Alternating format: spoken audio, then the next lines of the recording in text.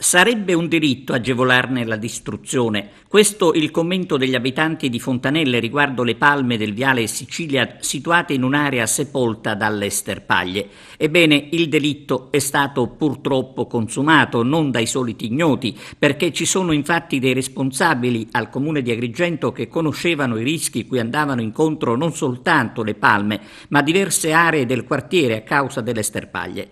Tutto era stato scritto infatti in una lettera del comitato di quartiere datata 3 maggio indirizzata al comune e un'altra più recente corredata di foto fatta pervenire al sindaco Lillo Firetto, all'assessore Nello Amel e ai dirigenti dei settori cosiddetti competenti. Inutile dire che non si è fatto nulla per evitare lo scempio che ora è sotto gli occhi di tutti con l'area bruciata e con la cenere che rende squallido il panorama. A questo punto, da parte del comitato Fontanelle Insieme, i cittadini si attendono una dura replica nei confronti dell'amministrazione comunale che ha ignorato totalmente la richiesta di un riscontro immediato per salvare il salvabile ed evitare quello che è successo ieri. Serve forse ricordare che le palme del Viale Sicilia costituivano, prima di essere danneggiate dal fuoco, l'unico polmone verde di tutta la zona e servivano da biglietto da visita.